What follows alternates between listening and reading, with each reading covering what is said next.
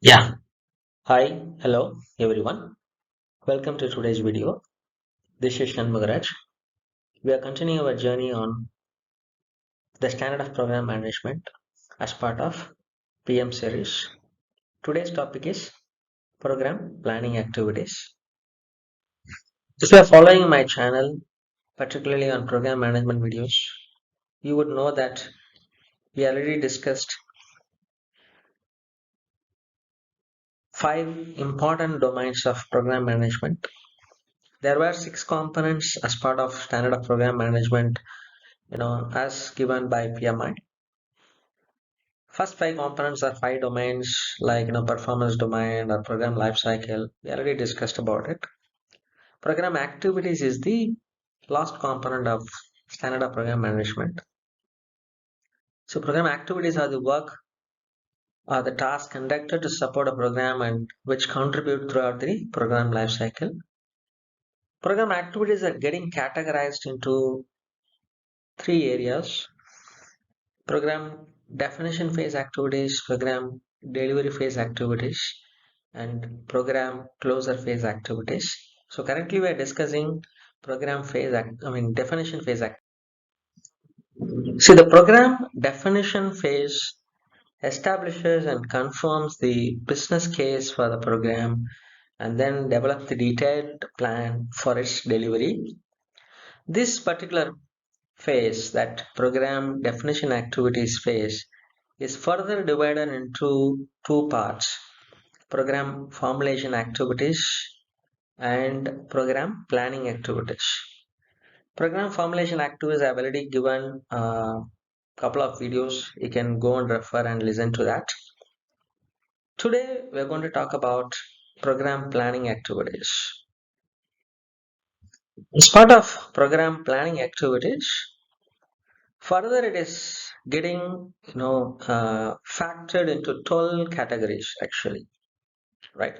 Like program change management, program communication management planning, program cost estimation. So likewise, we have 12 planning activities as part of program planning activities. We are going to discuss that in a couple of R3 videos, right? Because covering all the 12 planning activities in one video will become a little more larger. So I'm going to divide that into two or three slices, and I'm going to talk about in each of these video, right? So today we will talk about a few of these slices, right? So the first planning activities as part of program planning activities is program change management planning. Program change management planning is a component of program management plan. Actually, all the 12 planning activities, whatever we're going to talk about, all of these are part of program management plan. So all these are subset of the program management plan. Program change management planning is established to administer changes during the course of the program, right?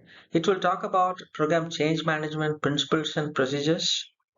Essentially, it will talk about approach for capturing the requested changes, evaluating the each change, and also it will talk about how to evaluate these changes.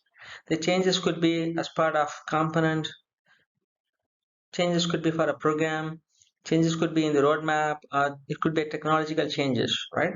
So your program change management plan will talk about how to approach and how to evaluate of each these type of changes and what is the benefits expected due to this change, right? So all those things will be part of program change management plan. In addition to that, it also help you determining the disposition of each change, and it will also give a guidelines for communicating a decision to the impacted stakeholders and how to document the change request and how to authorize the funding and the work. So all these things put together, it will be part of program change management plan. The outputs of program change management plan planning activity is going to be program change management plan, program change thresholds. These are the two outputs of this particular planning activity. Let us talk about program communication management planning. Program managers spend significant amount of time and effort communicating with the program stakeholders, right? Program communication management activities include timely and appropriate generation, collection, distribution, storage, and retrieval and ultimate disposition of program information.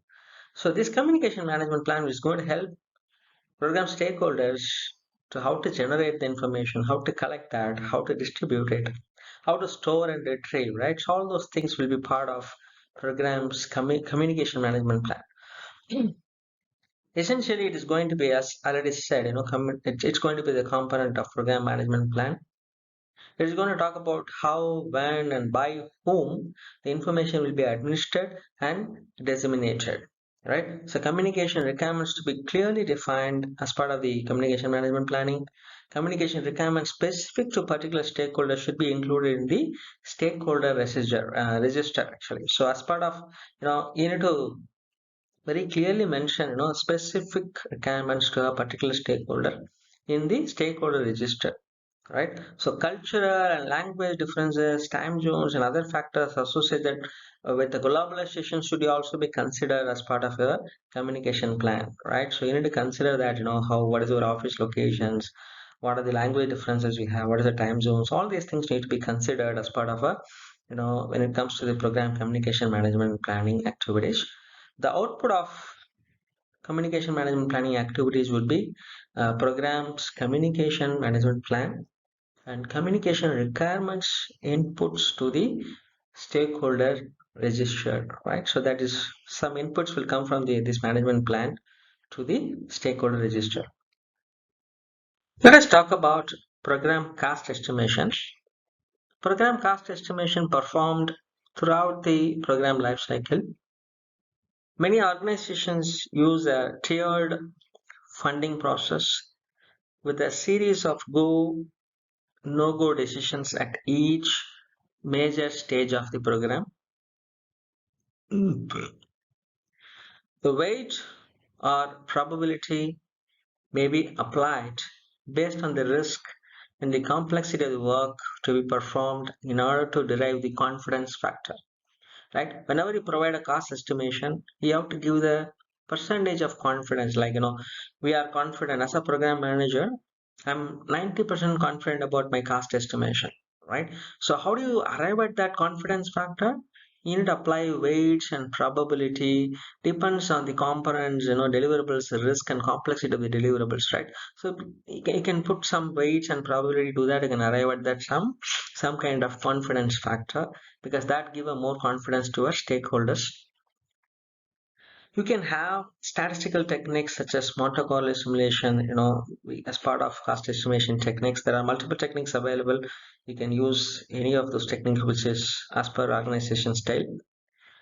Calculating full life cycle cost and including transition and sustainment cost result in total cost of ownership, right? So calculating total cost of ownership is one of the aims of program cost estimation. How do you arrive at TCO? You have to calculate entire life cycle cost, including transition and sustainment cost. Then you will arrive at TCO, right? Cost estimate should also identify any critical assumption upon which estimations are made, right? So because when the assumptions are going wrong, your confidence level will go up or down, right? So you need to document that as well. As part of program cost estimation, you have to provide cost estimation along with an assumptions, so that people understand that, if something goes wrong with assumption, right, so the cost estimate either it will shoot up or it will come down. The program cost estimation can support guide cost estimate at component level, obviously, right? So the outputs of program cost estimation exercise is going to be program cost estimates, cost estimation assumption, and component cost estimation guidelines. So these are the three outputs of program cost estimation. With that, we have come to the conclusion of today's video. Hope you got a fair idea about what are the aspects of program planning activities, and particularly we discussed about initial three planning activities like program change management planning, program communication management planning, and program cost estimates, right? So with that, we're closing this today's video. Let me know if you have any inputs, and please you can give your comments how these kinds of things are practiced in your companies. Happy to receive your comments, right? Different practices you are practicing in your company, right? Happy to having you can share those. We can discuss about it, all right? So with that, I'm signing off for today. Thank you. Take care. Bye bye.